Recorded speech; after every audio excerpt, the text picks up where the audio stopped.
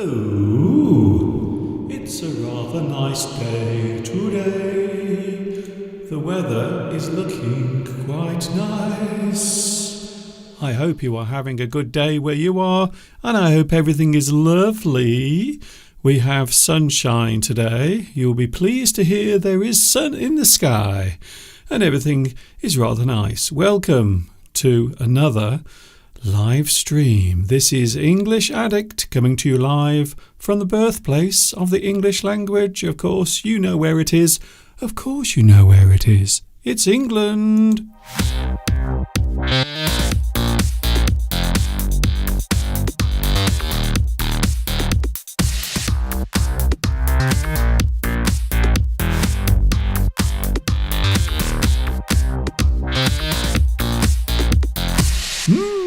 We are back together.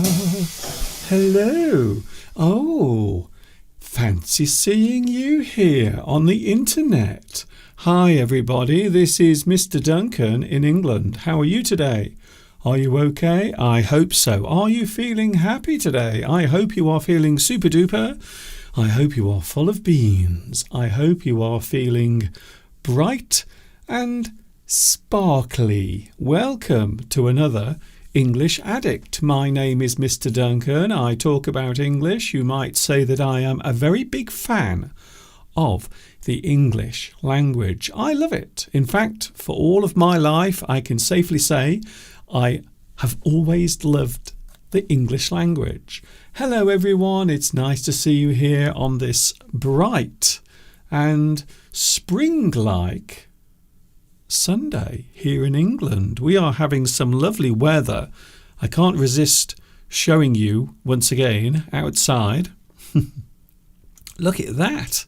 That is looking rather nice. I have to say, over the past couple of days we've had some lovely weather. It is starting to feel like spring is in the air, but of course winter still has a few more weeks to go before it ends, so it isn't quite spring just yet.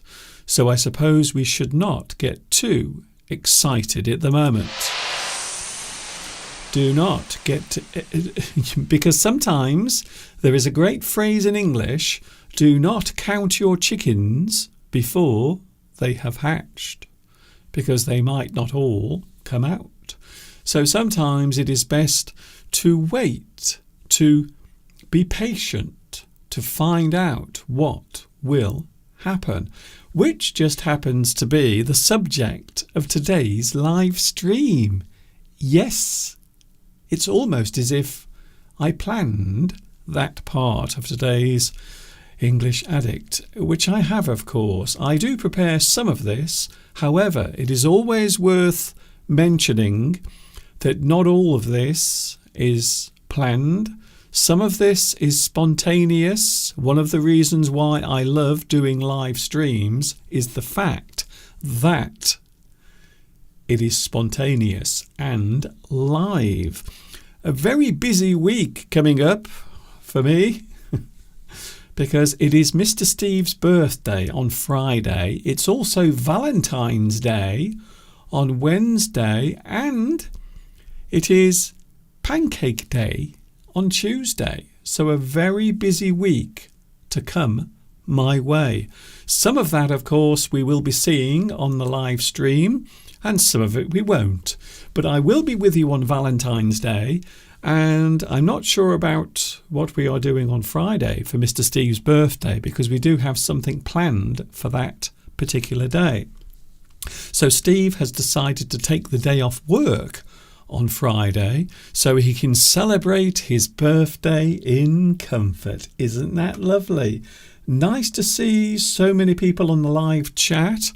Of course, yesterday it was a special day across Asia because many people were celebrating the arrival of the new lunar year.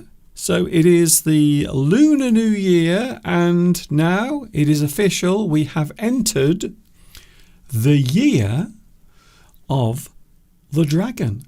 So a happy Lunar New Year to those who are celebrating at the moment.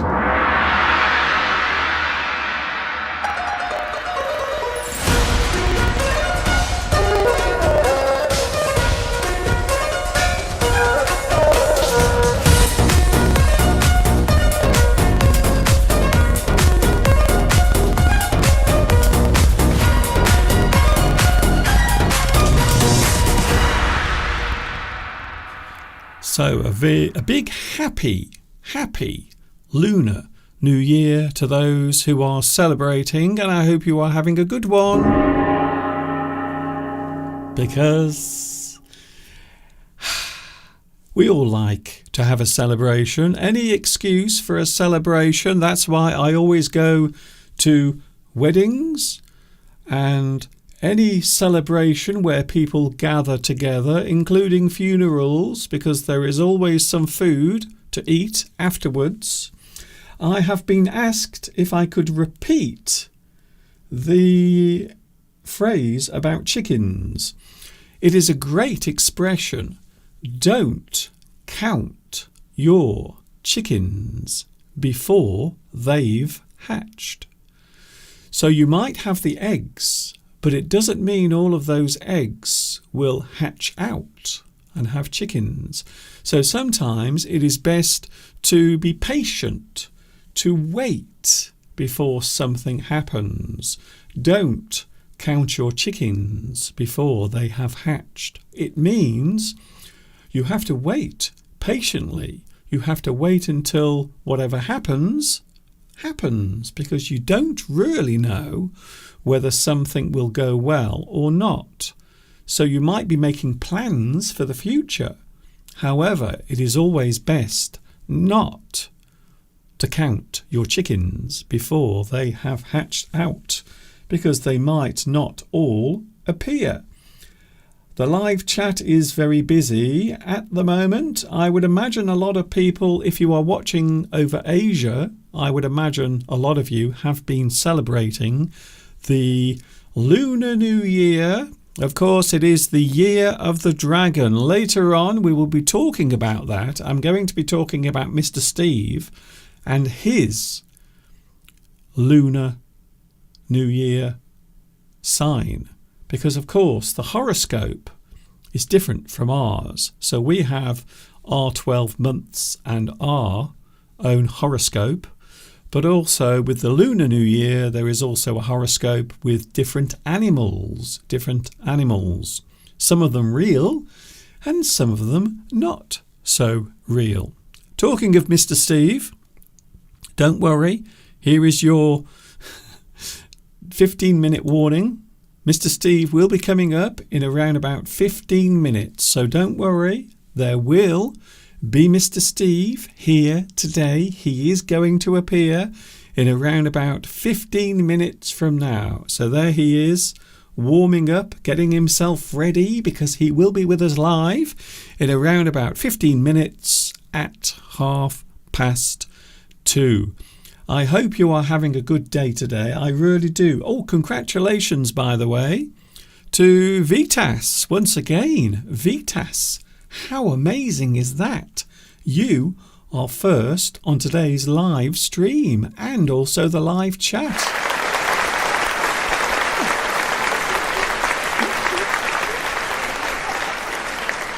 Very nice. Isn't that lovely? Oh, by the way, some big changes are coming. That is all I can say at the moment. There are some big changes coming concerning me, my work, and also YouTube. So those are the clues: myself, my lessons, and YouTube. There are some big changes coming this year. In fact, I think it is fair to say that these will be the biggest changes I've ever made since starting my lessons way back in 2006.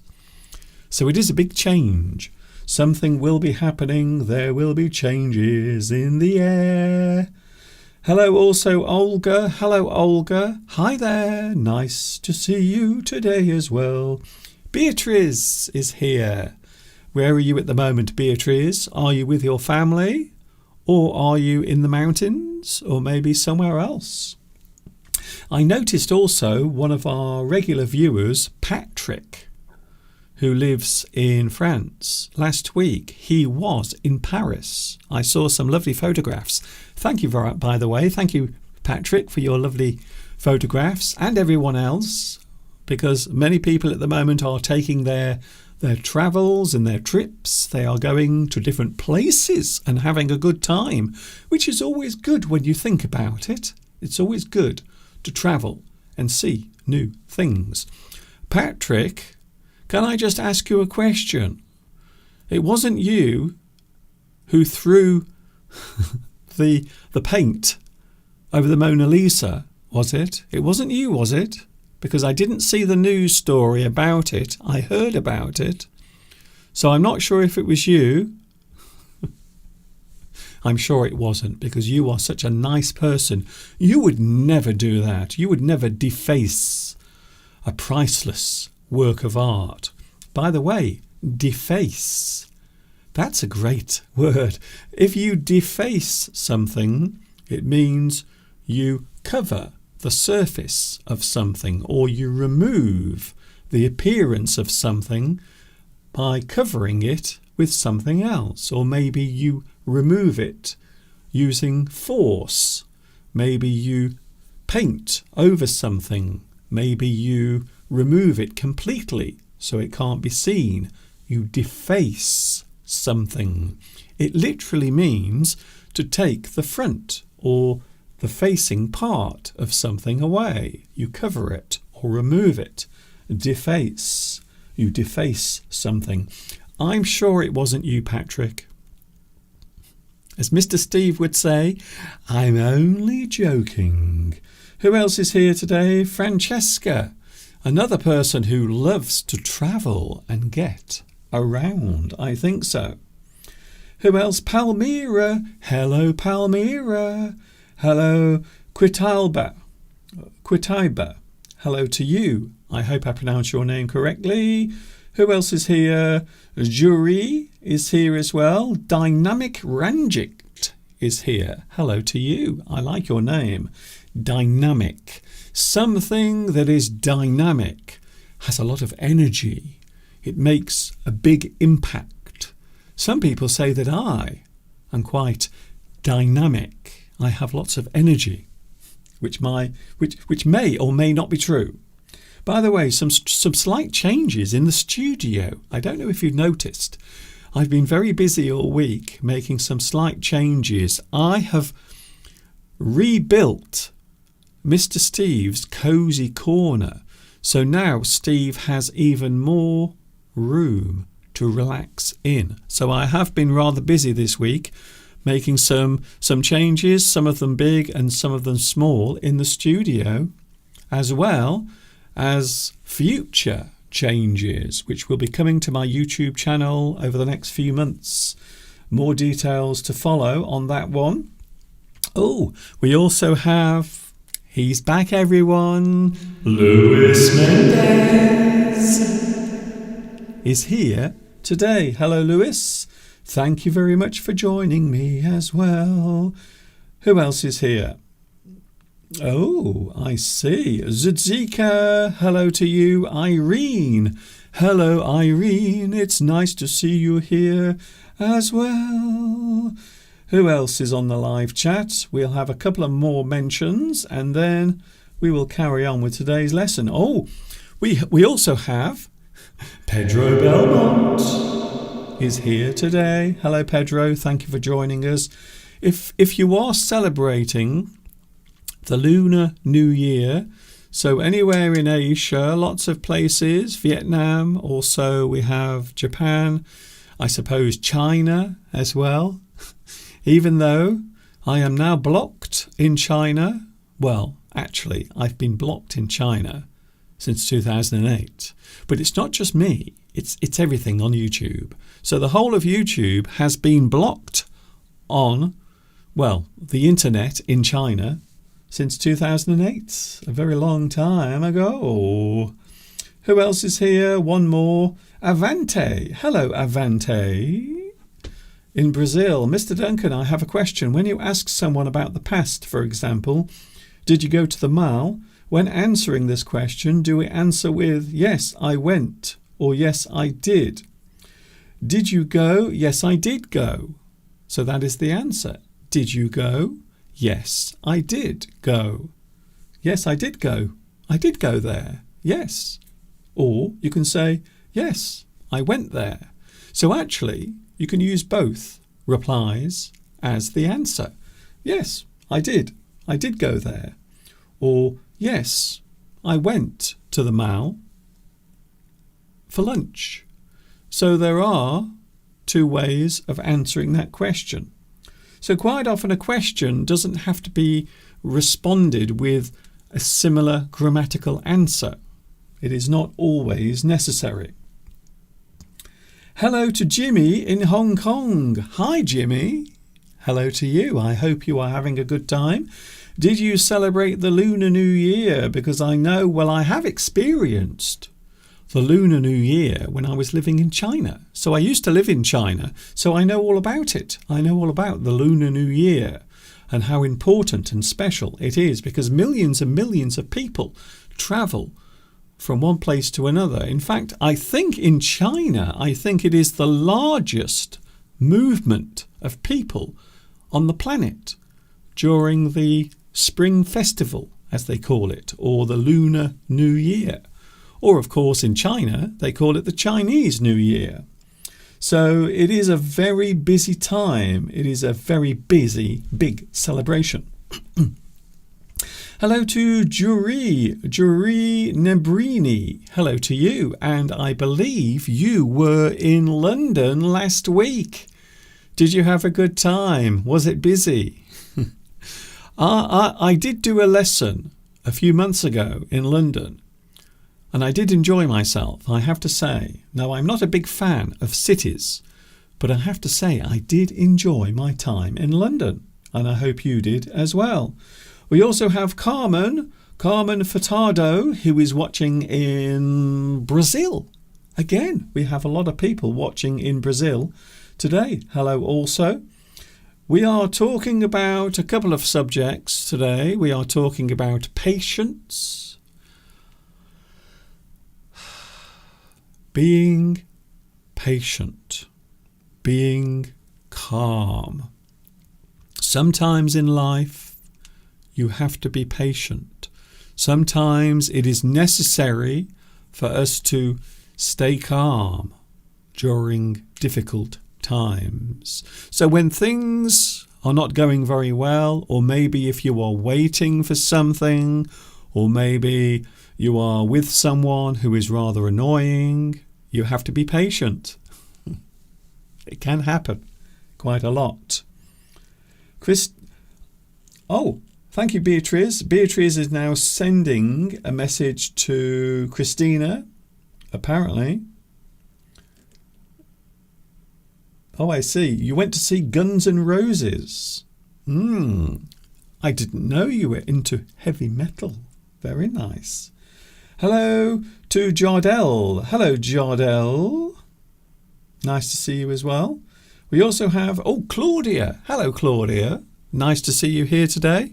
Something I haven't done for a long time, and I'm going to do it right now. Something I haven't done for a very long time. Hello, Claudia. And I only have one question for you right now. What's cooking, Claudia? What have you got in the pot? What's cooking, Claudia? Is it something spicy and hot? Is it something salty or not? Oh, Claudia, what is in the pot? It's been a long time since I've done that. So what is in your pot today, Claudia? Or maybe you are too busy to cook in the kitchen. Maybe you are doing something else today. So please let me know, Claudia, what have you got cooking in your pot? It would be ever so nice.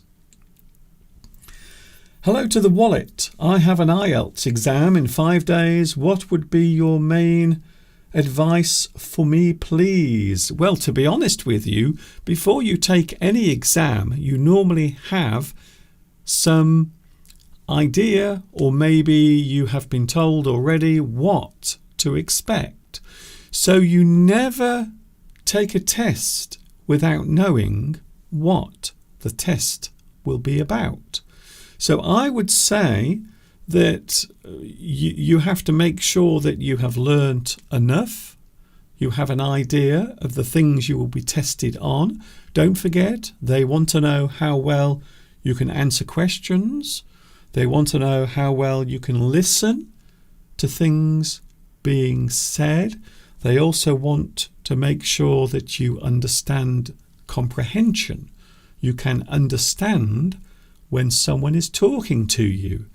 So the IELTS test is not just testing one part of your English, it is testing all of the different parts of the English language, and also your own ability to not only understand English but also to communicate in English as well. So some of it will be in writing, some of it will involve listening, and some of it will involve speaking, which of course is the one that a lot of people become very worried about. Pedro is going to have a cup of coffee. Isn't that nice? Can I have one as well? Well, at least you're in the right place. If you are going to have a cup of coffee, I think the best place to have it, to be honest, is in Brazil, I have to say. We also have, who else is here? Saturino is here. Thank you very much. Thank you to the wallet. That's very kind of you to say that my lessons have helped you. Well, as I've said before, whenever you take a test, you always have to have some sort of idea. You have to know what you will be tested on. It's a little bit like when you are in school, when you are taught a subject. Quite often at the end of term you will have an exam, and normally the teacher will say, these are the things that we will be testing you on. So the exam that is coming up, these are the things that you will be tested on. These are the parts of the subject that we will ask you questions about. So it is very important that you have something in your mind that allows you to know what the test will be about. And as I said before, with the IELTS, quite often it is writing, it is also listening, and most importantly of all, speaking. They want to make sure that you understand English and that you can respond, answer in English as well. You do have to be very patient in life, and that is the subject we are talking about today. Another subject I think we might have time to talk about is a big one. It's a big subject. Social changes. Changes in society. Things that have changed over the years. So this will be a general conversation with Mr. Steve and myself, but of course you can also get involved as well on the live chat. As I always say, don't be shy, give it a try, or else you will make Mr. Duncan cry. Here is your 3-minute warning for Mr. Steve. He will be with us in around about 3 or 4 minutes from now. We are talking about being patient and also social changes. All of that coming up in a few minutes from now. Don't go away. Keep it there. Don't you dare look at anything else on the internet, or else I will start to cry.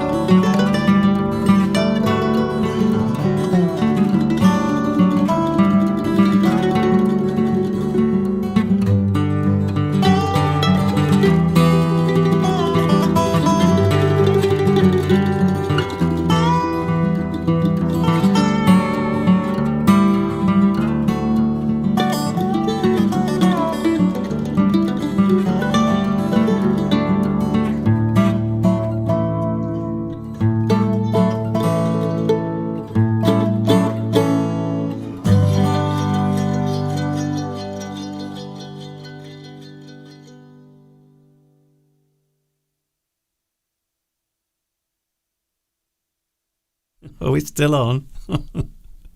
I hope so. English Addict with the lovely cows in the field. Oh, aren't they lovely?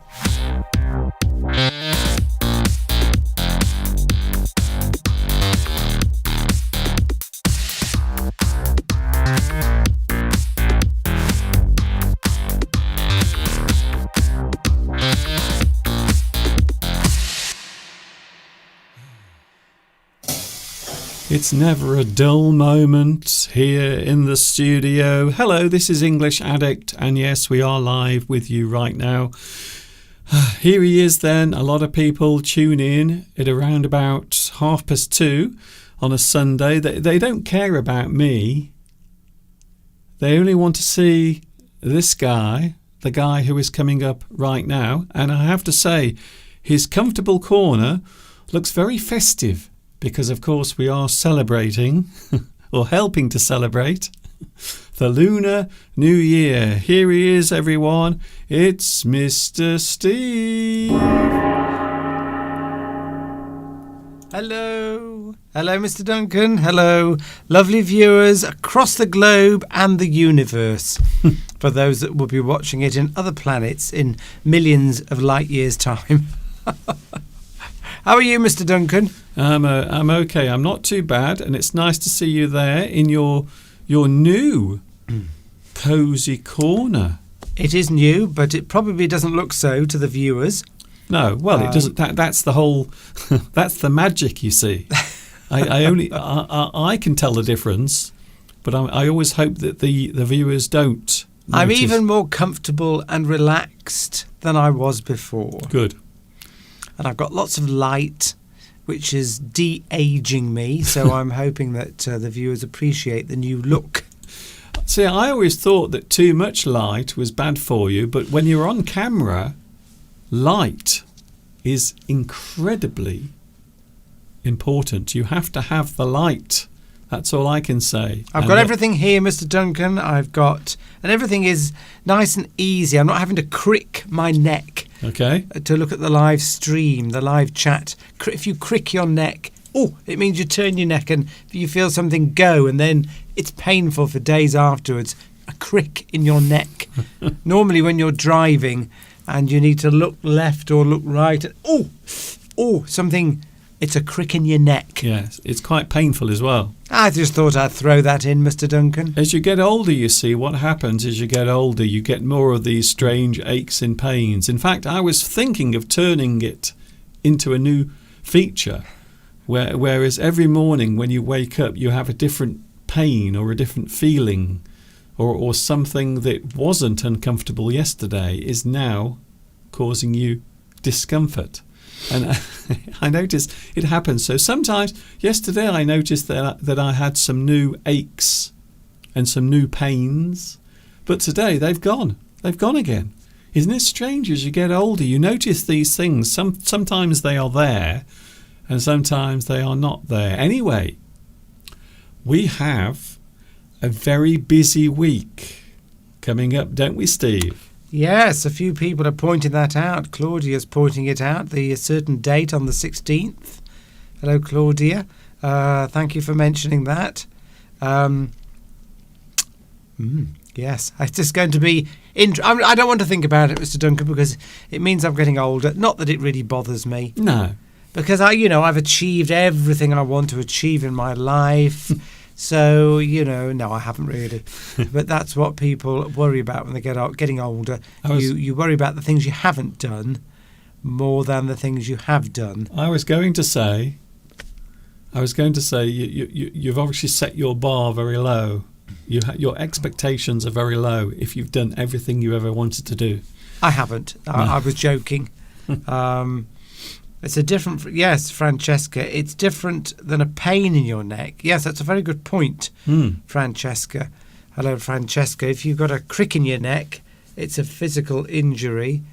A pain in the neck is often used, is it not, to describe a person who is very annoying.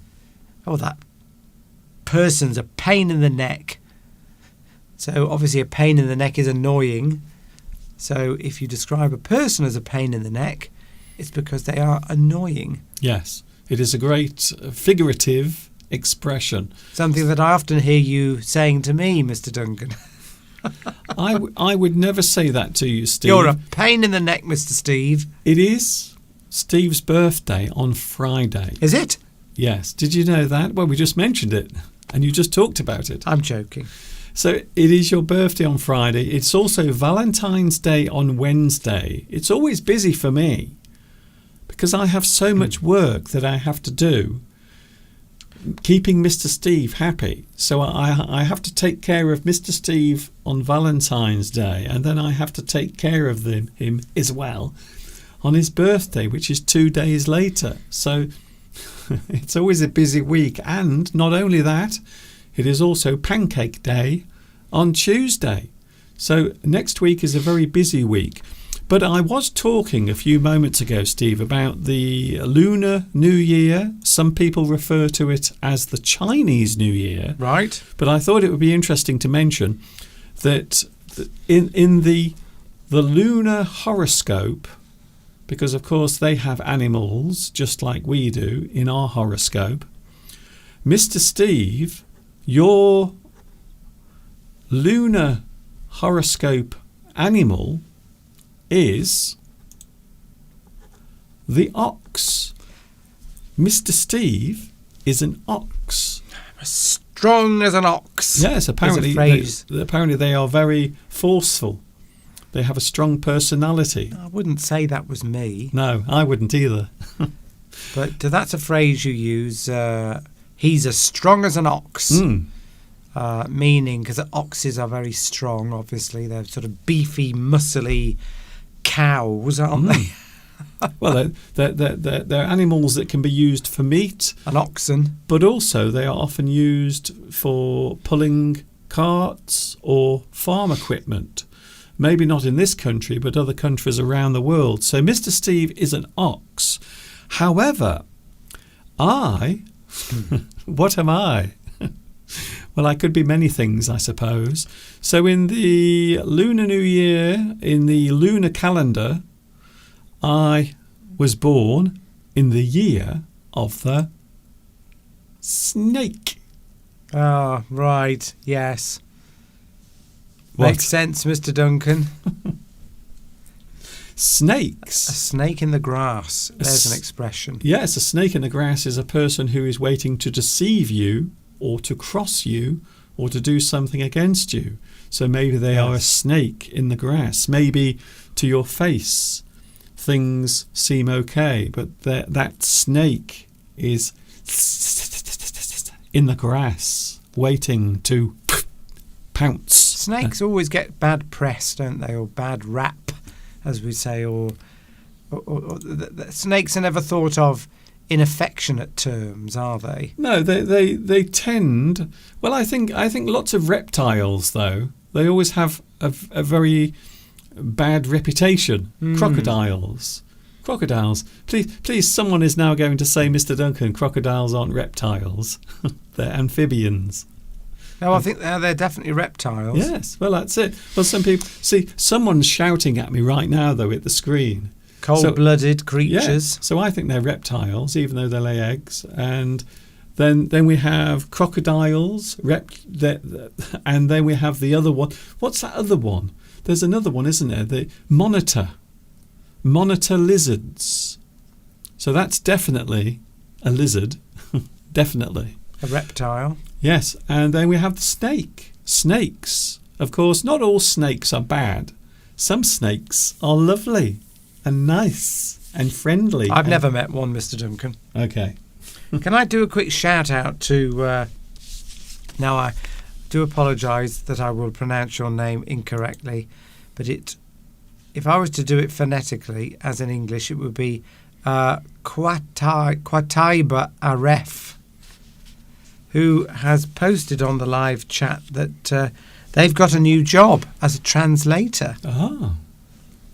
So what are you translating and who are you working for is what we'd like to know. Are you translating into English? Is your English so good that you are now become a translator from your language to English and vice versa? But please do let us know. We'd also like to know if it's anybody else's birthday on the 16th of February. Yeah, does anyone else share their birthday with Mr. Steve? I wonder. If so, we'll buy you a present. No, we won't. But you can imagine that we might want to do that. Fernando was born in the same year as me. 1965 in February. Aquarius. So If you follow those signs, are you an Aquarian? A water baby, maybe? Yes. I'm a monkey, says Claudia. I was born in 1968, a mischievous monkey. So Claudia's a monkey. Oh, the other thing I wanted to mention, Steve, the amazing thing. Now, I looked at what the compatibility of snakes and oxes are in the lunar zodiac. Oh, yes. And apparently, you're not going to believe this, they go together perfectly. They are the most compatible with each other. Well, I don't understand that. So you see, there might be some truth in all of this. I know you and I are both a little bit sceptical about this, but apparently the best match between the ox and another zodiac sign is the snake. How bizarre is that? How bizarre is that? I do often hear a hissing noise coming from Mr. Duncan. I think that's coming from somewhere else. It's my age. Mind you, you've never bitten me, that I know of. So maybe, I don't know. Anyway, yes, it's all a bit of fun, isn't it? Which are the least compatible animals from that?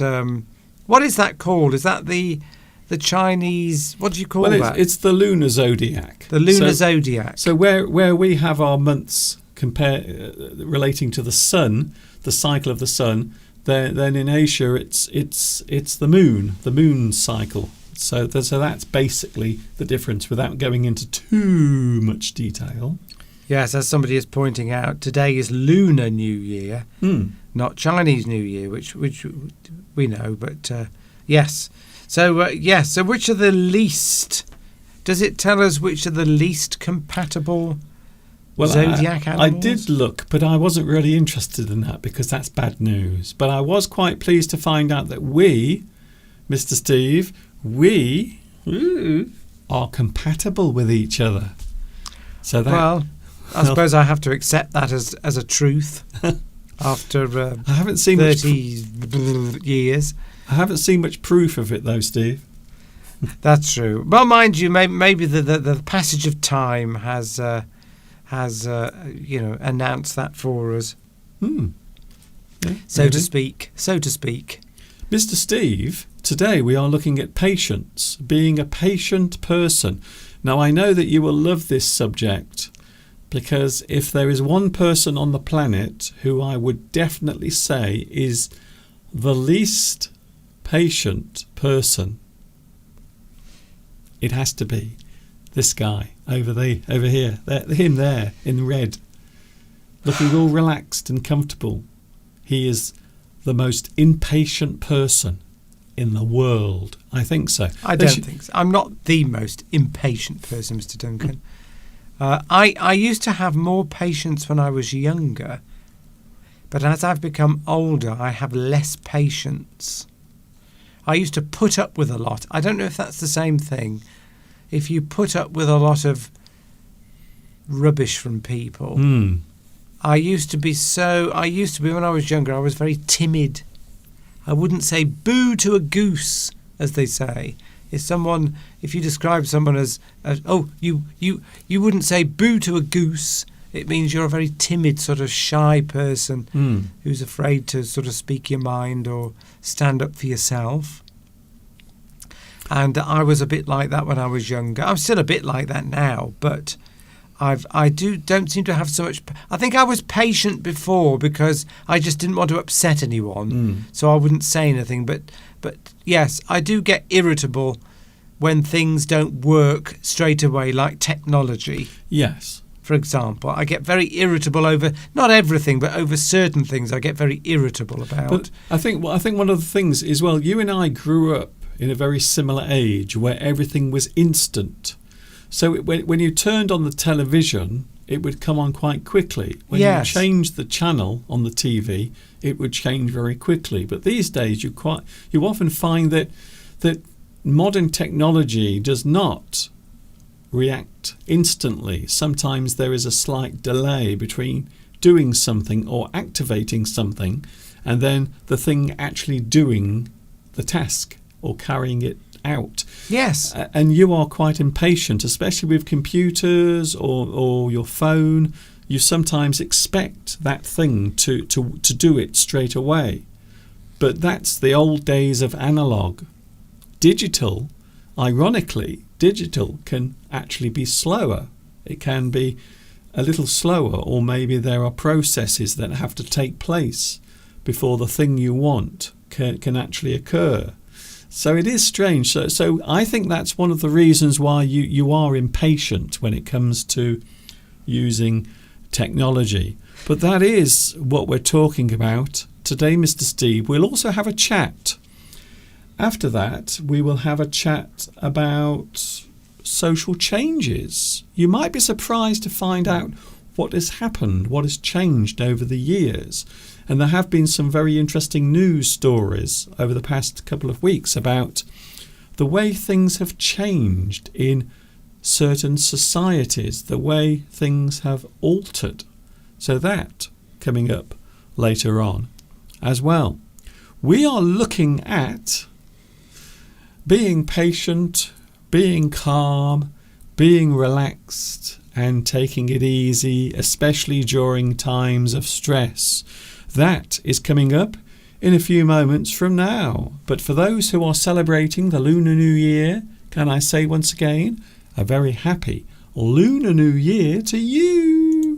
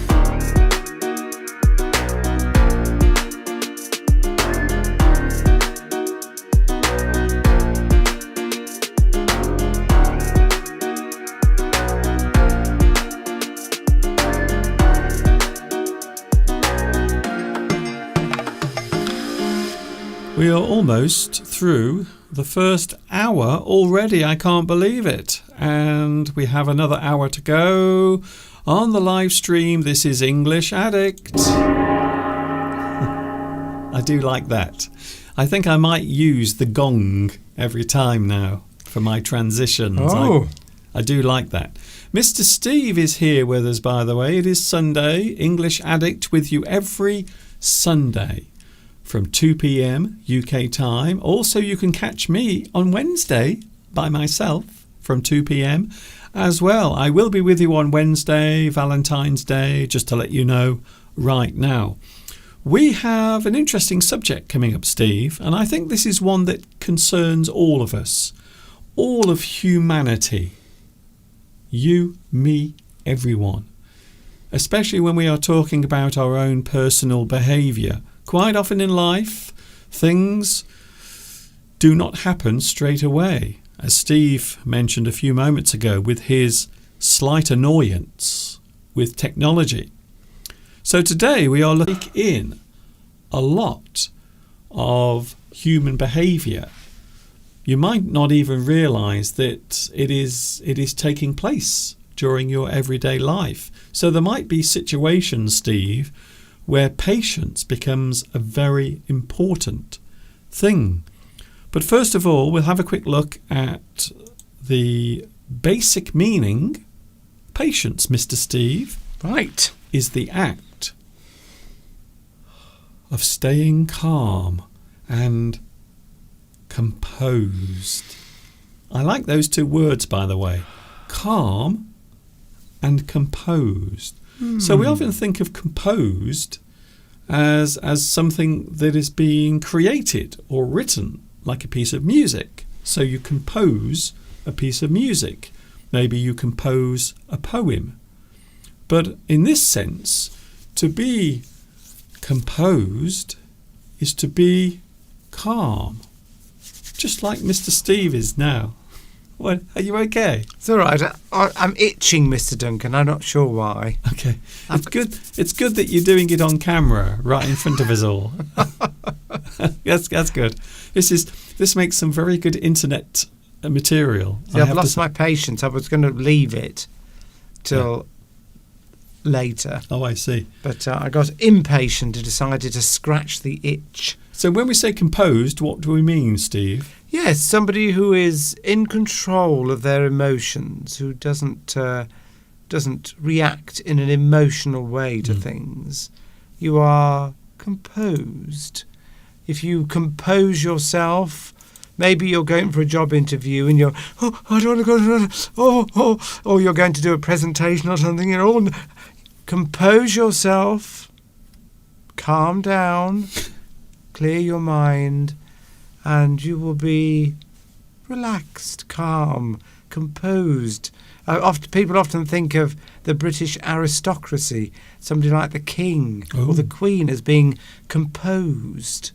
They're not, they're just smiling. They're not overly emotional. They're calm in their responses. Somebody could shout at you and you would just remain calm and not react in an over-emotional way.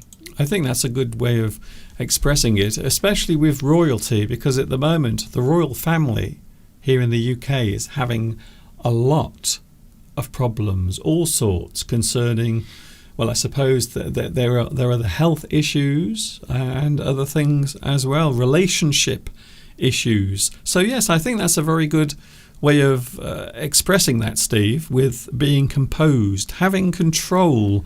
Self-control might also be a very good way of describing the word composed. Yes, if you want to imagine what composed looks like, just think of, when I say the Queen, I mean Queen Elizabeth II. But we all know people, certain politicians, who remain calm in a crisis, in all conditions. They don't let their emotions control their mind. And we've all seen people giving speeches. Churchill would be another example of someone who was always composed. I mean, he was always drunk, but he was always composed, apparently, allegedly. But yes, think of the Queen of England or the King. The King, you see, our new King Charles. He's a bit more emotional, isn't he? But he's always composed. Generally speaking. Barack Obama, there was a composed politician. Yeah. Somebody that whenever he was interviewed in any way, whatever opinion he had to give, whatever questions were fired at him, he remained calm, in control, composed. That's good.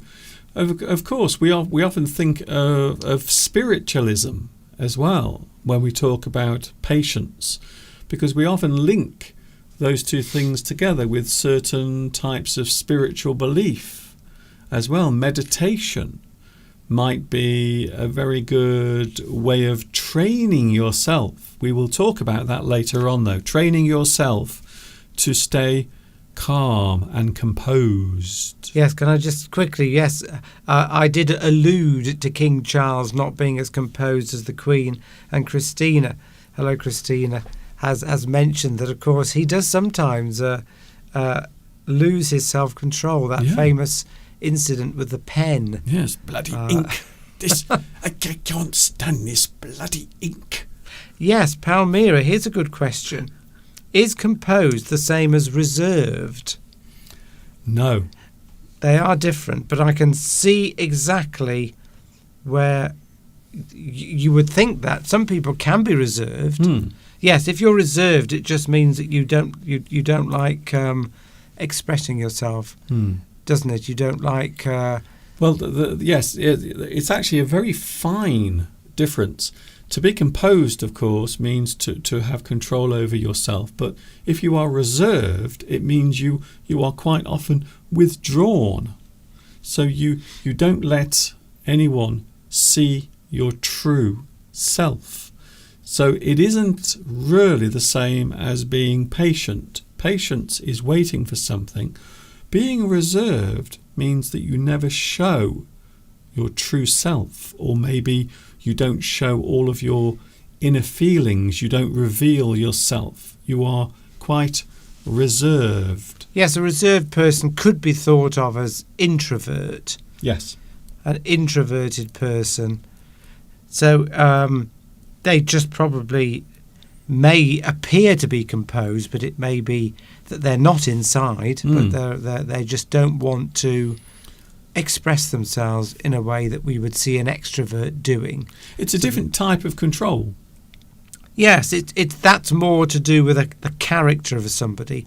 A reserved person is somebody who doesn't talk about themselves, doesn't like, wouldn't like putting themselves forward for things, or whereas a composed person is just somebody who's in the public eye, but is somebody who is got control over their emotions.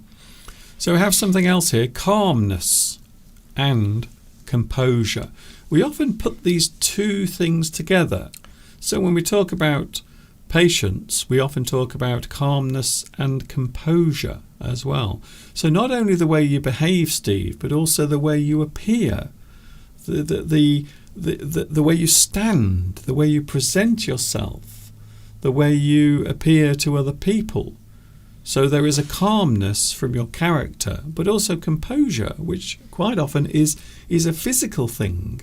So it is interesting how those two things can go together, staying calm and also staying composed, as I mentioned a few moments ago. Also, being able to wait for something is probably the most basic way of defining or describing patience. So when we talk about being patient, you are having to wait for something. You have patience. Being able to wait for something to happen is to be patient.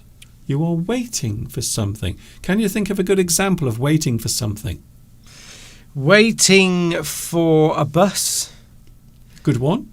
Waiting for your computer to open and you switched it on. Well, my do you know my computer takes, you won't believe this, 5 seconds to start up. Oh, that would annoy me, Mr. Duncan. 5 whole seconds? That's not long. I'm joking. Although some people, no, having said that, Steve, some people don't want to wait for 5 seconds nowadays because we want everything instantly. So being able to wait for something, maybe you are a little bit excited at the moment, Steve, because your birthday is coming up on Friday. So maybe you are a little excited. Maybe you can't wait. I haven't really thought about it, Mr. Duncan. I think you get to a certain age and you don't really get so excited. I wouldn't say I'm neutral, Mr. Duncan. Yeah. I shall see what happens on the day. We will have a nice day. I've got a day off work, so we'll just have a nice day. I'm not looking forward to it. Okay. Can I just say something quickly? Francesca says, can you use the word closed instead of reserved? You can. Yes, a closed, but normally that's if a person is shutting themselves off from everyone. They might be closed. They close themselves off. So yes. maybe a person who is closed might not let anyone into their life. That's a bit more extreme. Very much. Yes. If you say you'd say somebody was emotionally, they would have emotional problems, I would think, if you were to describe them as closed. Whereas a reserved person is healthy, their emotions are healthy.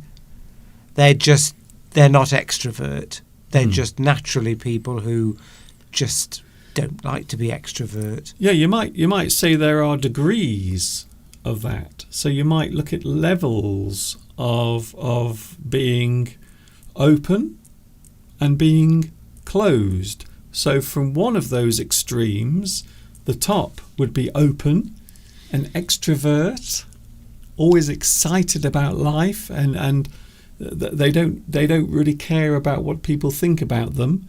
And then you have the opposite. The complete opposite would be closed, where that person might not even like being around other people. They might want to shut themselves away, rather like there are groups of people in Japan who completely shut themselves away from society. They are completely closed off.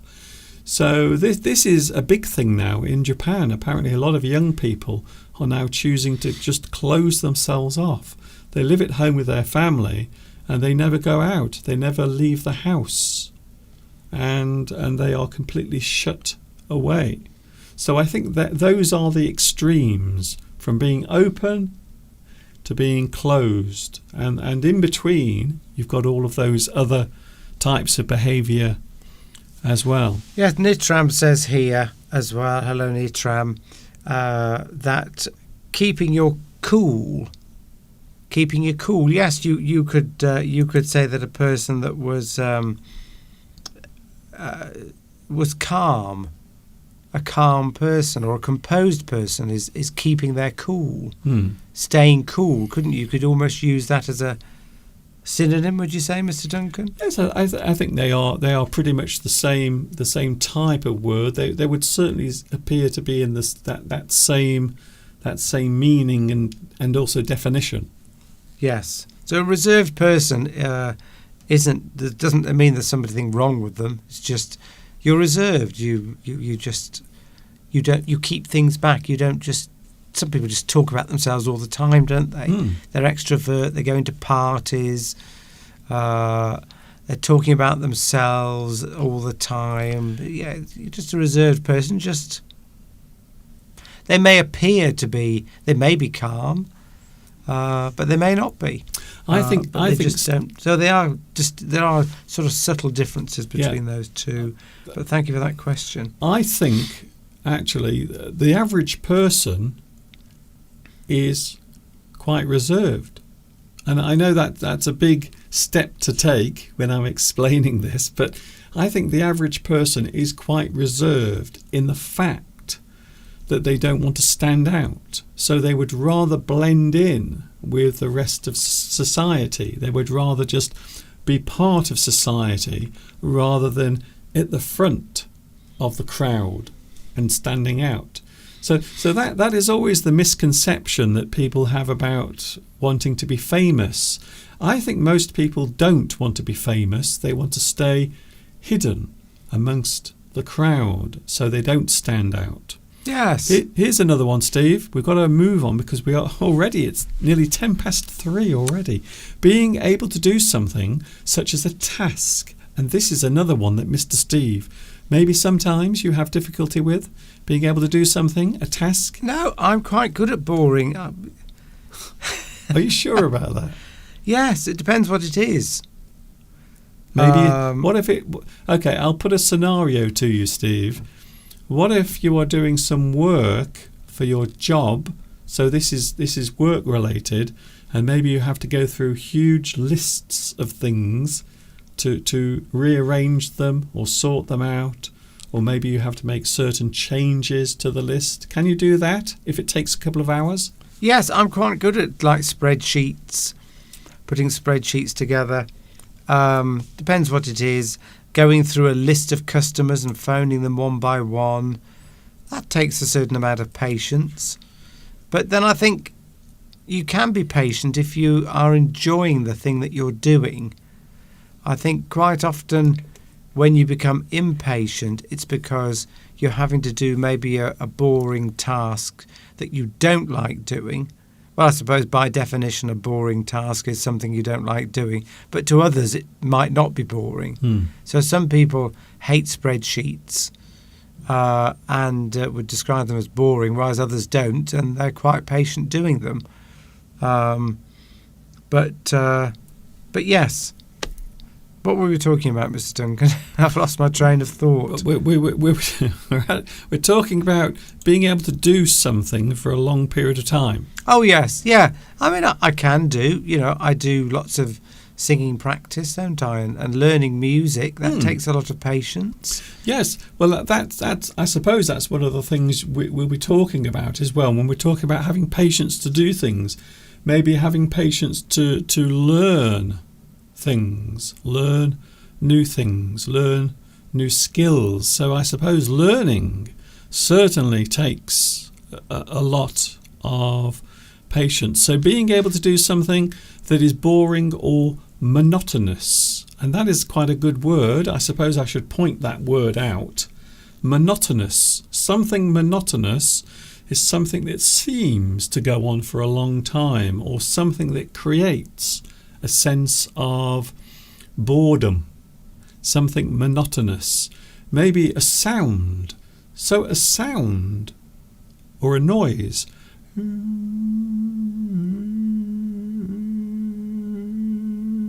might be monotonous.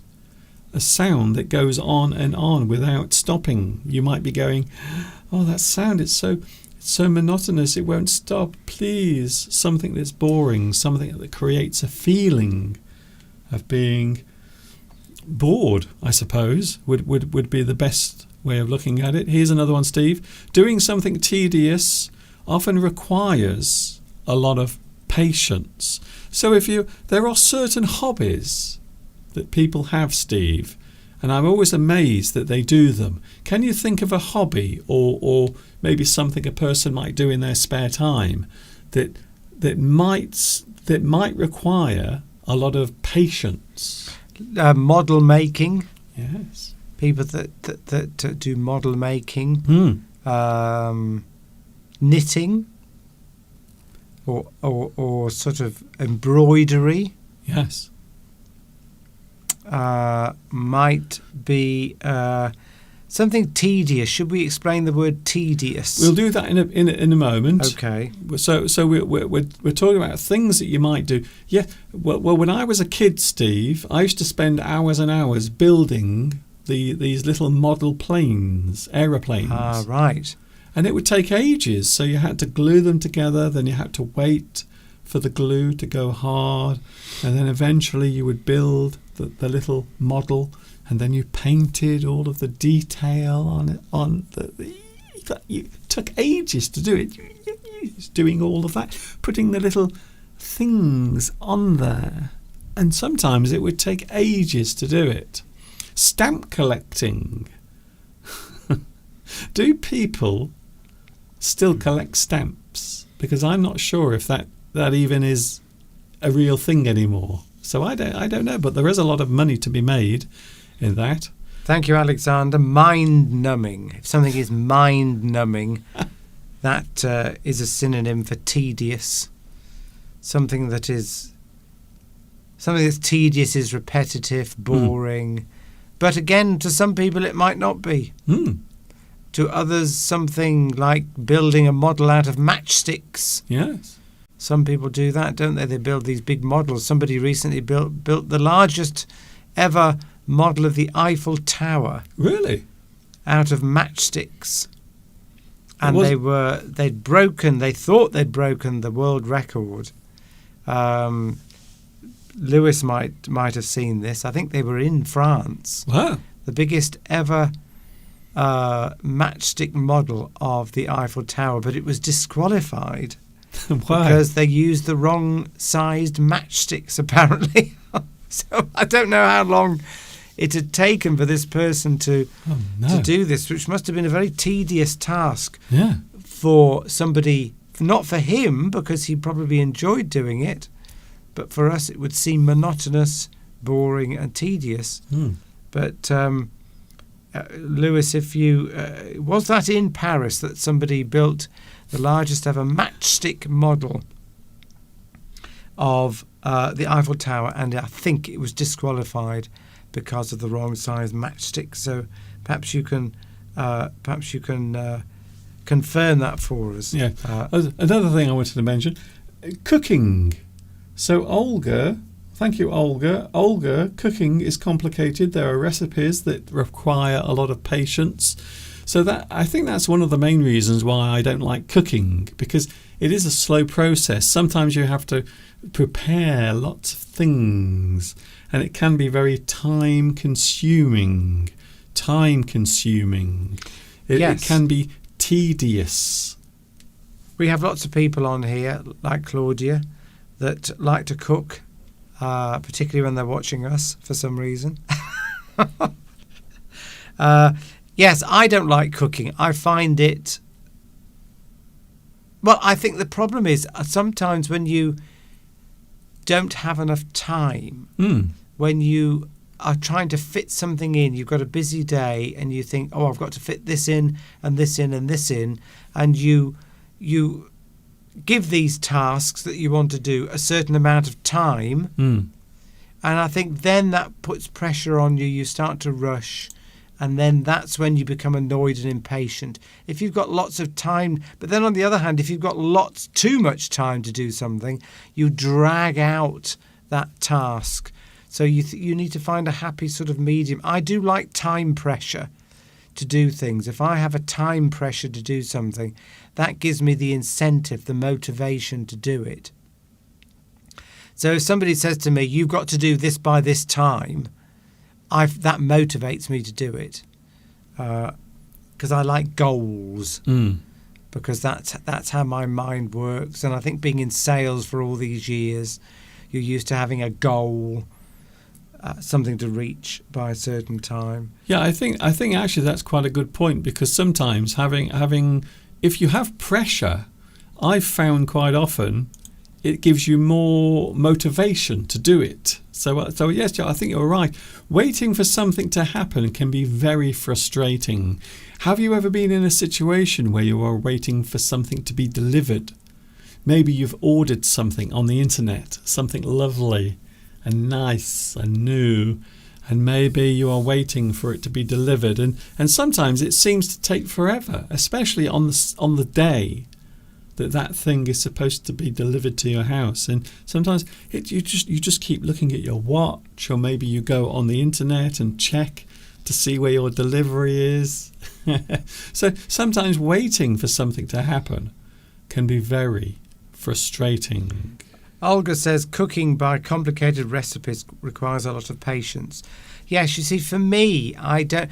If something takes, because when you eat something, it's very quick to eat food normally, isn't it? We don't take.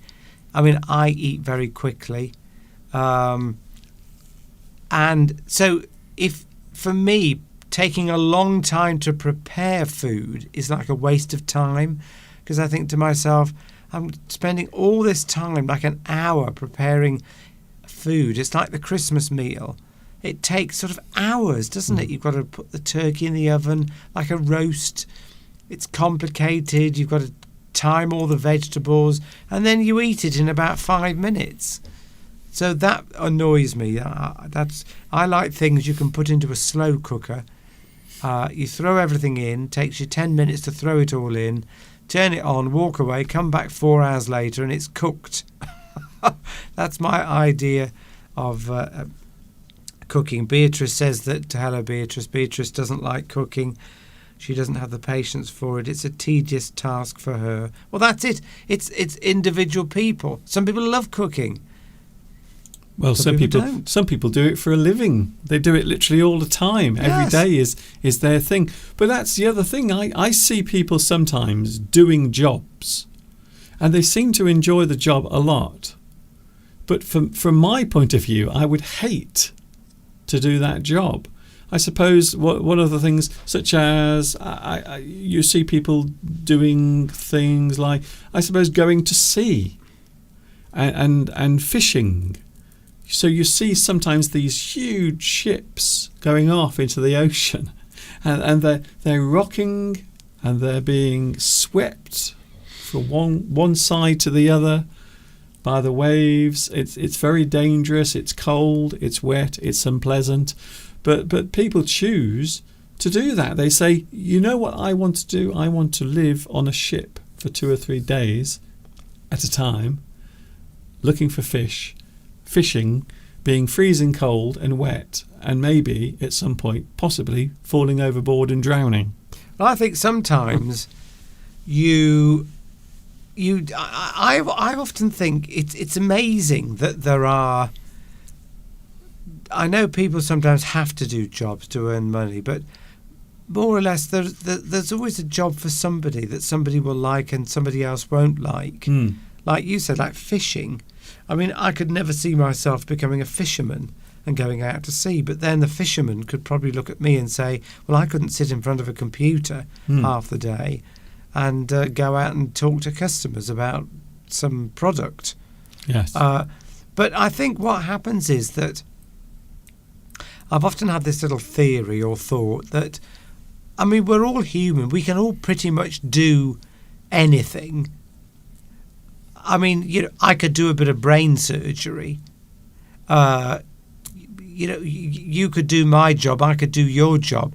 But unless you've got an interest in it, if you've got a real interest in it, or if you keep doing it a lot, you get better and better at it. And I think when you do something a lot and you keep doing it, you just become better at it. Like riding a bike or driving a car. It's difficult at first, and then you get used to it, and then it just becomes part of your life, and you almost can't give it up. It's like me not being able to, you know, going back to work again. It's because that, okay, I wouldn't say I love my job, but I don't hate it, but it's become like a habit over these years, many years, and my brain obviously wants me to carry on doing it. And I think sometimes we get into our lives and our jobs, and we've been doing them for so long, it's difficult for us to stop doing them, even if we don't necessarily like it. It's just almost become a habit. Yeah, but anyway. So learning maybe... So this is very similar to what you've just said. Learning a new skill requires a lot of patience. It requires lots of patience and determination. So we all have to start somewhere, whatever it is we are doing. And I suppose the more skilled that thing is, the more time you need to spend learning it. But of course, this particular thing takes in everything, including maybe learning a new language. So you could actually say that learning English requires lots of patience and determination. And this leads me to the thing that I have on the thumbnail of my lesson, which is a lot of people give up. They lose their patience, or they give up, they quit, they stop. They say, no, I can't do this anymore. No, it's taking too long. I quit. I'm not doing this anymore. I quit. So learning a new skill requires lots of patience and also determination. Perhaps also to withstand something without becoming angry or upset. And I think this is, you know what? I'm not going to say anything here. I think, Mr. Steve, you are the expert on this one. To withstand something without becoming angry or upset. Or should I say, in Mr. Steve's case, the opposite of all that.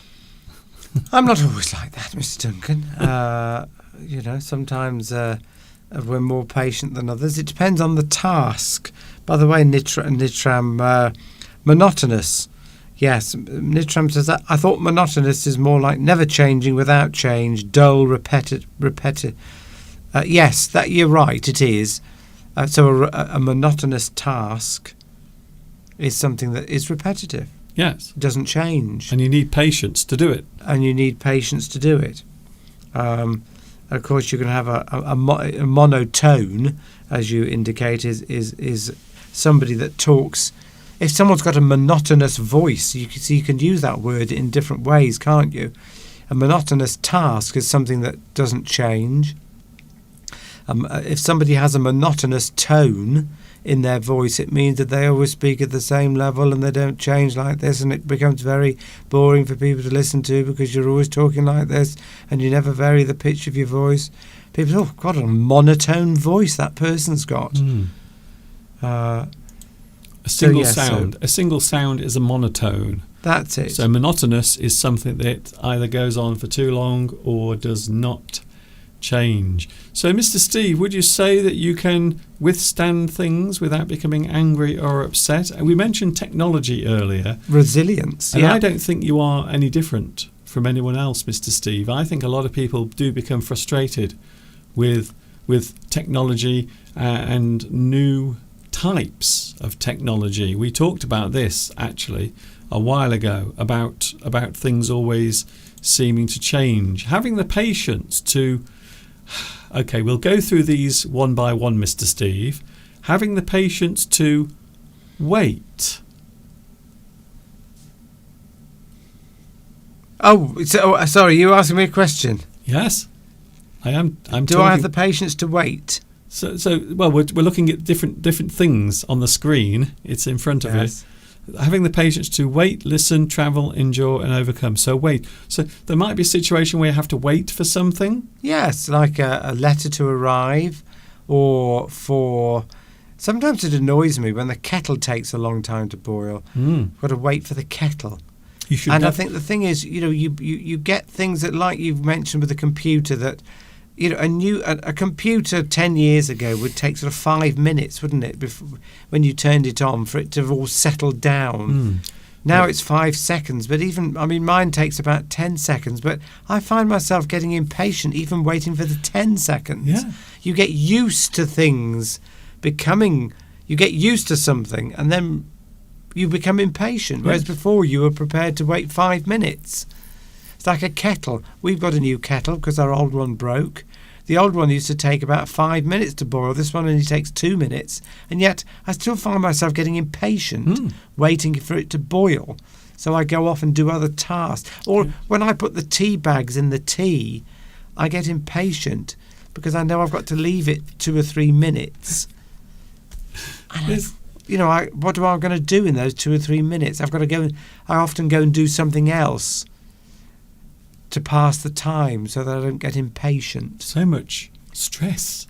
Impatient is the opposite of patience. Patient, isn't it? We'll be looking at that in a minute. Impatient. So here is another one, Steve. Listen. I'm not telling you to listen. I'm saying that's the next word. Listen. So listening. And I think this is again another good example of having patience to listen to what a person is saying, or to listen to something and then absorb that thing.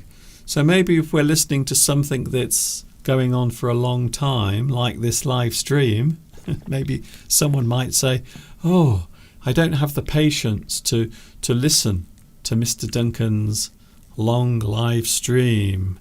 So listening is a form of patience, because you need it. You need to be patient. Yes. To listen. You do.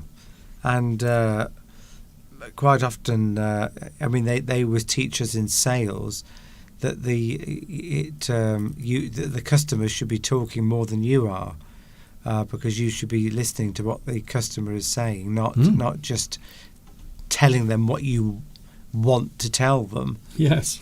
You should be listening to them. By the way, can I just say thank you to Alvaro. Hello, Alvaro. Says, this is my second time here. So last week was your first time, Alvaro. Is it Alvaro or Alvaro? Alvaro. Last time Mr. Steve was sick. I hope he is better today. I am better, thank you. I did have a nasty cold, but I'm more or less over it. So yes, thank you for remembering. Yes. And of course, nice to see you here again. And hope we see you again. And I hope you're enjoying today's live stream. We also have travel, Steve. Travelling. People don't like to travel.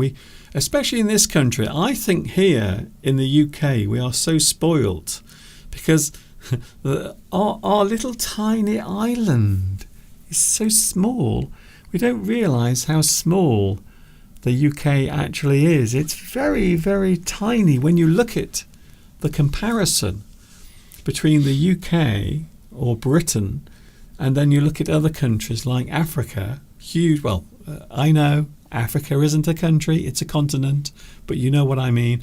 The continent. And Australia is always the one that makes me just speechless, because it's huge. It is hard to appreciate just how large Australia is. So travelling from one side of Australia to the other can take up to 4, maybe 5 or 6 hours from travelling just from one place to another. So you have to spend 5 or 6 hours on a plane just to travel from one city to another in Australia. Whereas here, because our little tiny mossy rock in the Atlantic is so small, we can just travel very quickly from place to place. But we are a little bit spoiled. But even here in this country, Steve, we hate travelling, don't we?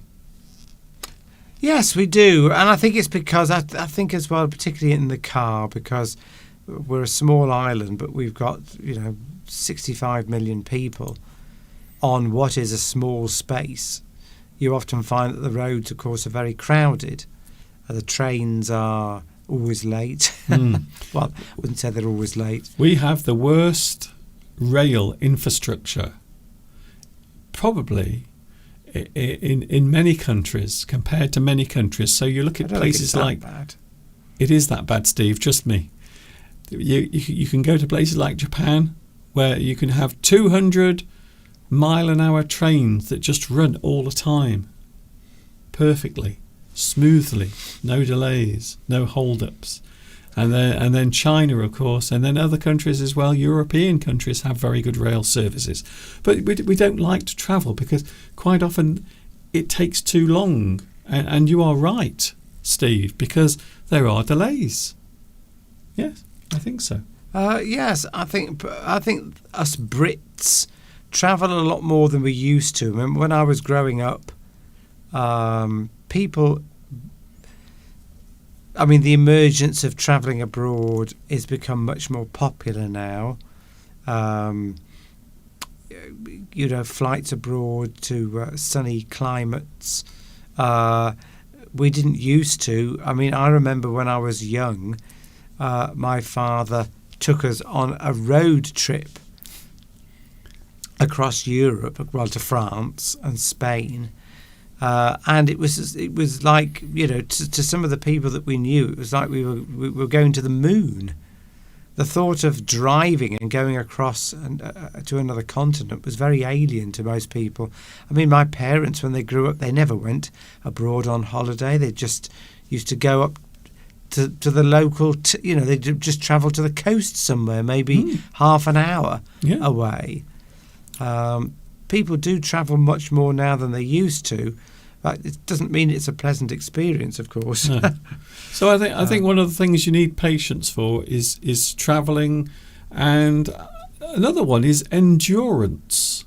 Endurance. So you might say that this is a very general word. Endurance means just having the ability or the strength to withstand or to take the stress of something happening, to endure, and also overcome as well. To overcome is to succeed in doing something, or to be patient to the point where that thing has been done. You will need patience to carry out a task. You need to put some time into doing a certain thing. And as I said earlier, learning English takes time and patience. It can't be rushed. As I said in one of my past English lessons, many situations in life require a certain amount of patience. I think sometimes, is it possible, Steve, to be too patient? I'm sure it is. There are always extremes of everything. Yes, I think you can be too patient. I think that can be annoying. Maybe if you're Yes, I think you probably can be too patient. I think if someone was annoying you and you didn't react to it, and you just kept listening to them, it might annoy them eventually because they maybe want you to react. But yes, I think you probably could be too patient because and you see, being too patient could be seen as a form of inaction. You might just keep waiting for something, waiting for the right moment, and the right moment may never come. Maybe you need to act. Maybe if you're too patient, you're seen as indecisive. Maybe could be. Yes, he who hesitates is lost. I believe the expression is. So there's a great expression: he who hesitates is lost.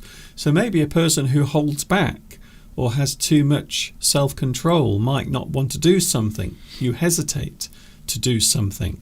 So in that situation, you might miss an opportunity to do something. So there are many things in life that require a lot of patience. A good example, Steve, is spending time with a boring person who won't stop talking about themselves. We have found ourselves in this situation quite often with people who they don't just talk to you, they talk at you, and they don't stop.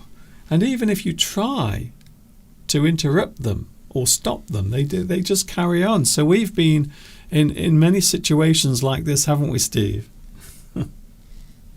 Yes, exactly. Yes, and you're worried about saying something because you don't want to appear to be rude.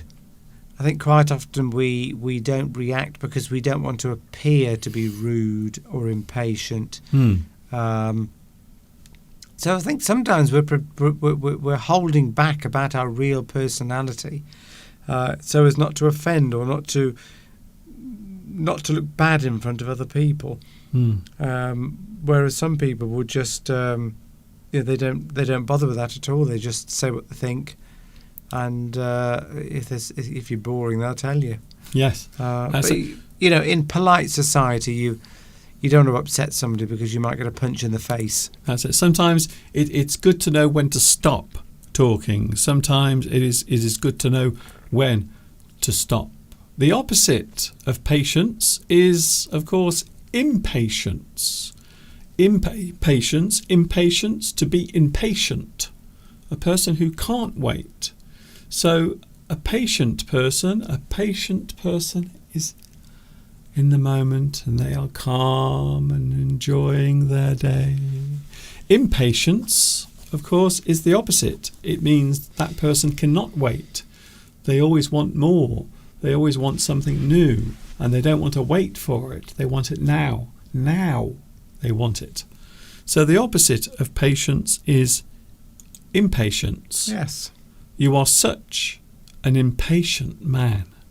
His impatience to get married. So you are seeing two different ways of using the word impatient, the impatient man, and a person's impatience is the actual name of that feeling. The feeling of not wanting to wait. Bye, Vitas. Vitas is off. Have a good rest of your day. See you later, Vitas. And have a good week. Tom Rock says that,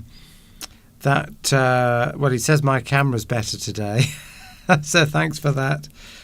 But he also mentioned earlier about the curtains behind me. Mm-hmm. That it reminds him of your earlier videos. Yeah. Well. Yeah. Well, those curtains were actually used in my earlier lessons. But, that's it. But I will let you in on a secret.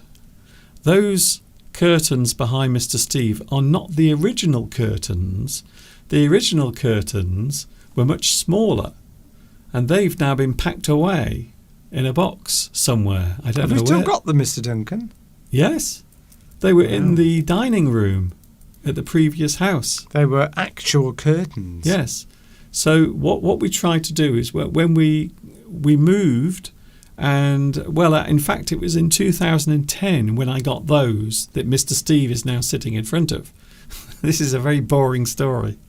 but those are not the original ones, but they look very similar. But in fact, they are slightly different, but they are pretty much the same pattern, but they are not the same curtains. But you are right, they do look very similar to the first curtains that I used in my early YouTube lessons.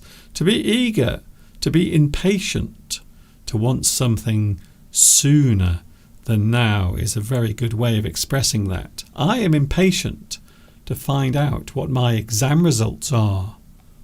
You can't wait. You are eager to find out what the results are. So generally speaking, we are looking at being calm, relaxed, patient, or you are a person who cannot wait. You are impatient. You always want everything now. And maybe that's one of the things that has changed over the years in society, with people wanting things straight away. By the way, the word patience derives from the Latin word for suffering. Yeah, few people have mentioned that. Isn't that strange, though? Yes. You wouldn't think that suffering would be related to patience, but it is the state of endurance. So when we talk about endurance, we are talking about something you are having to accept, but maybe you don't want to accept it. You have to suffer that particular thing. But in its modern sense, of course, patience means to be calm and relaxed. So I think it is very interesting that's how those that particular word came about. A patient person, or a person who is patient, has patience. So a patient person, or a person who is patient, has patience. And I think that is the best way of describing today's subject, which was all about being calm and relaxed and patient. Carmen's off to a carnival. It's a carnival day in their country. We have a samba in the streets. Oh. I like the sound of that. There'll be plenty of jollity and laughter, and well, we won't keep you anymore. You go off and enjoy yourself at your carnival. There will be a lot of this, Steve, going on. I think so. A lot of this. I can almost hear the music now in my head. Where are you, Carmen? If you're still here, have a bit more patience and tell us where exactly you are. And anyway, yes, enjoy yourself. Oh, Brazil. Yes. I think there is a festival taking place at the moment in Brazil. You might see Pedro. Yes. I think everyone will be there doing this in the streets. Well, we've seen it on the television. We have a carnival in London, don't we? Well, that's more of a Caribbean carnival rather than sort of Latin American style carnival. But they'll all be good fun. Yes. Lots of movement and festivals. Yes. And of course food. Ooh, yeah, I like that very much. Mr. Steve, a few moments ago, I did mention social change, because I think people have become more impatient over time. So you might say that would be one of the things that has changed over recent times. We are taking a look at social changes in a moment, and the way in which things have altered, and the way in which things have changed. All of that coming up in a few moments from now. Don't go away.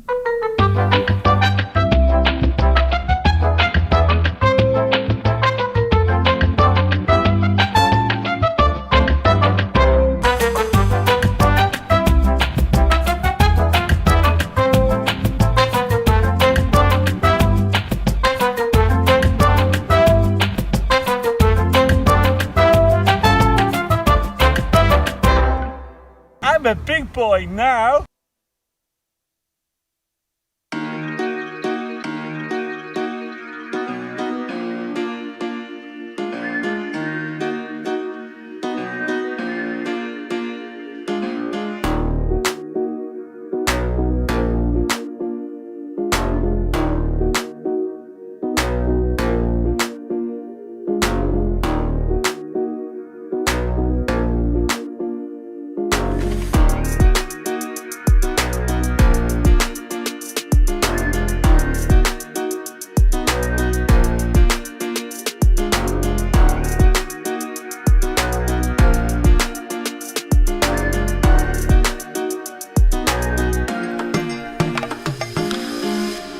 English Addict is with you on a Sunday. I hope you are having a good day. I love that. I might do that every week. Have a giant gong. I can't hear the giant gong, but I'm sure it's there. It is there, and it's wonderful. It makes all the hairs on the back of my neck stand on end. Today we are looking at a very interesting subject. We've done patience, and now we are looking at social change. Things that have changed over the years, and you might be surprised, Steve, how much things have changed in society. Now, from my point of view, I'm probably going to talk a lot about the UK, but you might also say that many other countries are also affected by these types of social change or social changes when we talk about lots of different things that have changed. A good example is this one, Steve. Fewer people are now getting married. Marriage. Apparently more and more people are saying, I don't want to devote my life to one person. I don't want to get into a relationship where everything is binding and holding us together. So a lot of people now are choosing not to get married. So that might be seen as a big social change, because we both grew up at a time where not being married but living together was actually quite a bad thing, wasn't it? Well, yes, it used to be. I mean, when I grew up, living in sin, which of course is a very sort of religious idea, that if you are not married, then it used to be described in this country as living in sin, because it was seen as against your religion or against God. I'm not debating that, but now, obviously, since the revolution in the 60s, really, a lot of people now, getting married and having relations, shall we say, before you are married, yes. isn't a problem. Well, they're not even getting married. Well, they're not even getting married. And That's according to something I read today, Mr. Duncan, in the paper, they did a survey about people having sex. And apparently it's never been so low. What? The amount of people having sex and the frequency with which they have it is the lowest ever recorded. But then that could be biases in the results. But yes, social changes. And that, of course, they were putting this down to social changes. Pandemic, people on their devices all the time, not wanting to go out. You can entertain yourself at home a lot more now on the computer, can't you? Yeah, I think things. Maybe there's a case where people want to make love with their phones or their computers more than their partner, or maybe it's just too much work. Yeah. To do it nowadays. I'm so glad, Steve, that I'm not growing up in my 20s now, because I think it would be a nightmare. When we were younger, when we were young people, we didn't really have to worry about social media or anything like that. We just went out. What you would do is just open the door of your house and then go out, and that's it. That was your social media. Your social interactions were in 3D, three-dimensional with other human beings. So there wasn't really any alternative, to be honest. You had to open the door and walk and go somewhere. That's how we met. We met in that exact situation. And most people, decades ago, used to more or less meet people in the same village or town or in the same street. And they wouldn't look very far for a partner. Whereas now, of course, I think people's expectations are higher, of course, in relationships, in finding that perfect person. And of course, it's much easier to get divorced now as well.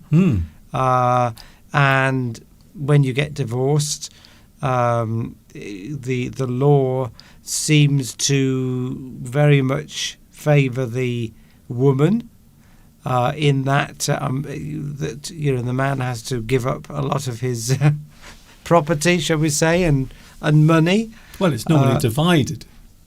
Yes, it is divided, but there's always seems to be a bias in favour of. Anyway, we won't go into that. Well, you're the one going into it, Steve. Yes, because I think that is putting off a lot of men getting married, Yeah. because they're worried that they might marry somebody, or vice versa, or the other way around, that they could be.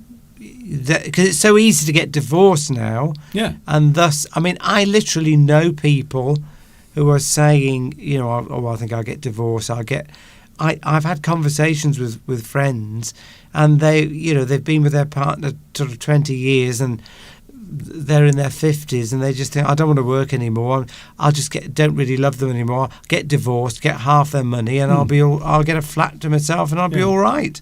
That's it. Well, that also might be another one of the social changes where you can get married, but also break the marriage off or break the relationship at any time, which of course might be putting people off getting married in the first place, because Yes. there seems to be no value in getting married. There seems to be nothing that says that is the thing we should be doing, because there is no longevity. I think that's a good word, longevity. So you get together and then you expect to spend the rest of your lives together. But nowadays there doesn't seem to be any point in getting married, because you can break the marriage at any time. So it's almost like a circle in a way. And the other thing people are doing less is having children as well. So I suppose it's very similar to what you just said about people not wanting to do the beast with the two backs. So I suppose because of that, there are fewer kids. And that is becoming a bit of a crisis in a lot of countries around the world, this demographic change, where there are a greater proportion of elderly people in society and less babies. A lot elderly people living for longer and longer because of health benefits due to technology and vaccines or whatever, new medications keeping people alive for longer. But at the other end, people are having less children because they just don't want children, or there might be policies in their country that have restricted them, which we know has happened in certain rather large countries. Yeah. Well, in China they did it, but now they've got rid of that. They've got rid of it, but of course there's a bit of a lag now. A lot of countries they are describing this, particularly in the Western world, but I think it's all over the world. This reduction in birth rate compared to elderly people living longer and longer. Yes. And of course, you need young people in society to pay for the pensions and the healthcare of the older people. Yes. So there's too many older people. Okay. Who's going to pay for that? So there are big social changes taking place. We're missing the point of why aren't people having kids? Why? Well, of course, they used to have. There are several reasons why people used to have children. No, what? We know why they have them, but why aren't they having them? Why are they saying, "Look, let's not have kids"? Well, I don't know. I mean, I know why I don't want kids, but that's a different thing altogether. Yeah. Well, even nowadays that doesn't matter, because people can adopt. You can have a surrogate mother. So someone will have have your baby on behalf of you. But it is amazing how many people in relationships or even in marriages. Now, I used to know a couple of people, but 4 people in marriages, not together, but in separate marriages. But they both decided not to have children. And I am going to say this. They admitted that the reason was purely selfish. Yeah. They didn't want the hassle. They didn't want the work. They didn't want to spend money on a child. And it's a very expensive thing, isn't it? If you have a child, suddenly expense. Well, it's a bit like us deciding that we don't want to have a dog, because it's going to be a lot of work and it will restrict our lives when we want to go on holiday. I mean, as you say, Mr. Duncan, I've got friends who have never had children, and the reason that they don't want them is they say, well, because just we want to enjoy our lives as a couple. Whereas, of course, if you went back, if you go back 50 years, if you didn't have children and you could have them, it would be seen as being very unusual indeed. So unless you had a problem that you couldn't have children, and of course, certainly certain religions, it's expected that you have children, which I think is still very much in force in certain religions, but certainly in sort of a lot of Western societies now, there isn't that social pressure to have children. There used to be a lot of social pressure to have children, but there isn't so much anymore. Although there is still in certain. But what I'm saying, so the reason basically is a selfish one, and I think most people will. Yes, well, most people. No, I know what you're saying, but is that selfish? No, they've said, they've used the word themselves. We're being selfish. We don't want kids. Yeah, so but they're using the word selfish. But are they? Should they say that? Yes. Is it selfish not to have children? They're saying they're being selfish, but I mean, why should you have them if you don't want them? Yes. Obviously, but there is a social. What's the word I'm looking for? Maybe a social duty to have children, because you've just literally said there are too many elderly people. We're living longer. You and I, Steve, might be around in 30 years from now. We might still be here. Still doing this. So there will be a very elderly Mr. Duncan and a very elderly, well, it's very similar to how he looks now. That's it. Steve, don't do that. Steve, across the world. Steve, don't do that. Steve. I'm just joking. Might be elderly people watching. I'm detaining Mr. Duncan. Yes, I mean, what I'm saying is we could be here in 30 years from now, but there are no people coming up who are younger, and we need someone to take care of us because we don't have kids. So we're going to need someone to come round and care for us. To look after each other, Mr. Duncan. I mean, not if we're both old. Around where we live, people think it's odd if you don't have a dog. That's how strange society has become now. That's a social change. In England now, if you don't have a dog, people think that you're a bit strange. I'm not joking. We've literally had conversations with people, and you don't have a dog? Why not? What's wrong with you? As though there's something wrong with you. Before it would be you haven't got a baby. What's wrong with you? Now it's you haven't got a dog. What's wrong with you?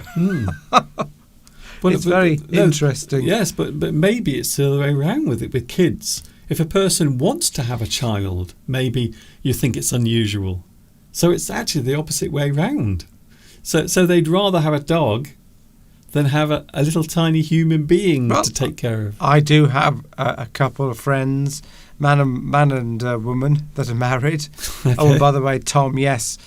Tom asked a question earlier about civil partnerships. Yes, they very much are recognised in the UK, as they are in most Western countries.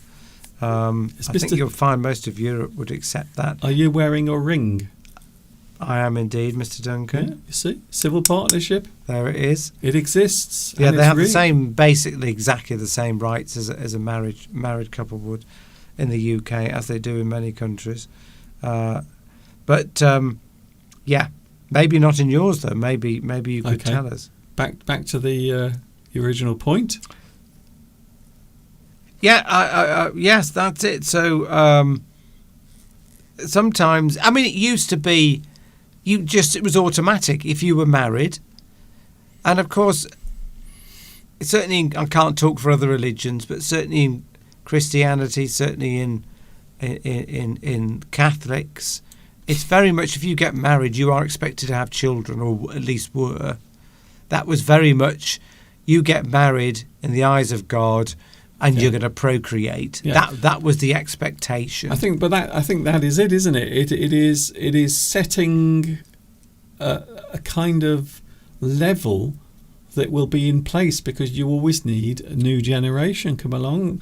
But now a lot of people are saying we're not going to have kids. We're just going to enjoy our money. We're going to make money between us. We're going to have a lovely life, and then when we get older, we're going to have lovely holidays and enjoy our time. But there might be a point where they could regret that and suddenly realise there's no one to take care of them. So that, because you often assume, or you want to think, that your children, or at least one of them, will take care of you when you're older. Francesca has fish. Yeah. Well, that's it. I mean, yeah. What you don't have to. See, life was much simpler, wasn't it? 50 years ago, 100 years ago, and Simpler. life was simpler, and your life expectancy was lower. Okay. So, people now see the rest of the world. There's how many billions of us on the planet? People don't see the necessity necessarily for having children, because they see that there's already a lot. There isn't. I think this is like a biological thing, and I think they've identified this trait in animals. When there is a high population, then automatically you start to parts of your body starts to switch off, and you don't necessarily think that you need to bring children into the world, because you can see that there are plenty of children around the world and plenty of other people, and that probably if you were to have any, you might be affecting the survival rate. Yeah. So it's better. So I think sometimes Oh. things are kicking in Okay, that we Steve. don't even understand. Yeah. Instincts are kicking in Okay. that we don't fully understand. So it's better to have a short life. Have 20 kids. Well, people used to have lots of kids because they knew that half of them would die. Well, that's it. It's what I call the nesting syndrome. The nesting syndrome is what birds have, which is where they lay 7 or 8 eggs, but maybe only 4 or 5 of them will hatch out, and then after that, only 3 will survive to leave the nest, and then after that, if they are lucky, maybe one of them will survive after Yes. flying from the nest. So it is basically the same sort of thing. That's kind of nature taking place, I suppose. But it's very interesting to see these things changing. But of course, Social changes. we're looking at it from a UK point of view. But around the world, Yeah. a lot of these things are still going on the same. Yes. So it does vary from where you are and which particular country you are living in. Mr. Steve, can you believe it? We've come to the end. Oh, and there's so much we could have talked about on that subject, Mr. Duncan. It's the end. But don't worry, we are back again next week. So we could always talk about it again, or a new subject.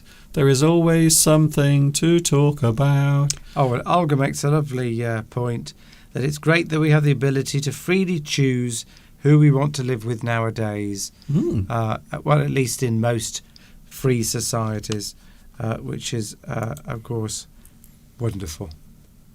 And I think, anyway, right, that's it.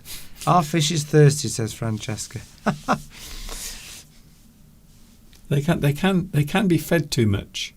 Apparently, Yes. one of the biggest reasons why fish die, when you have a little fish in a bowl or a fish tank, one of the most common reasons for them dying is because that they eat too much food, because people often will put too much fish food in the tank or in the small bowl, and so the fish will eat and eat and eat, and eventually it will just eat itself to death. So it is a very common problem with fish. They will, if you keep them in a small container, they will eat anything you put in, even if they're not hungry, and then they die. That's lovely. What a lovely way to end today. Social changes. There we go. We could have another. We could devote the entire live stream to that maybe another time. Yes. There's always another time. That's what I say. There is always another time. I'm back on Wednesday from 2 p.m. It is also Valentine's Day on Wednesday, so I might be talking about love. I might be sending you a few hearts and kisses on Wednesday. And then it's Mr. Steve's birthday on Friday, which we are both looking forward to. I'm very excited about it, actually. And maybe Mr. Steve is as well. I'm ambivalent. Ambivalent. There's a word for you to look up. Okay. Oh, I see. You're not going to tell us what it means. No. Ambivalent. We haven't got time. Oh, okay then. We will leave that hanging there. Thank you, Mr. Steve.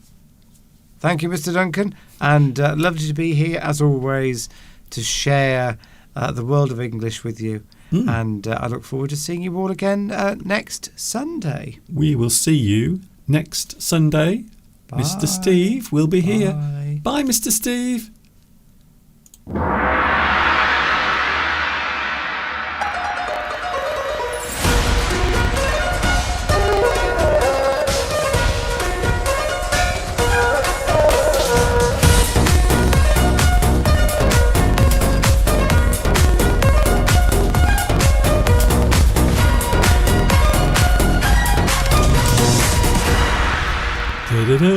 For those celebrating the Lunar New Year, can I say Happy New Year to you?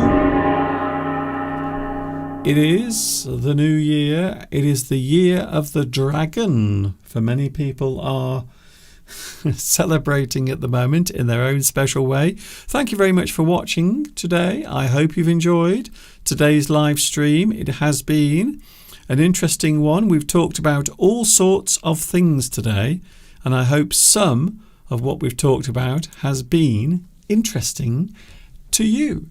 See you on Wednesday. Don't forget to give me a lovely like. If you like this, please give me a like. Say, Mr. Duncan, we like this. I'm going to give you a lovely thumb to show you I care. That's very nice. I will see you on Wednesday. It's Valentine's Day on Wednesday. Have a good Sunday. Enjoy the rest of your day. I hope this has been fun, and I hope you will join me again the next time I'm here with you live. Wednesday, 2 p.m. UK time, and of course next Sunday, 2 p.m. UK time is when I'm with you. Thanks for seeing me today. Thanks for spending your time with me, because I know it's very precious. And of course, until the next time we meet, you know what's coming next. Yes, you do. Keep that smile on your face as you walk amongst the human race. Ta-ta for now. See you on Wednesday.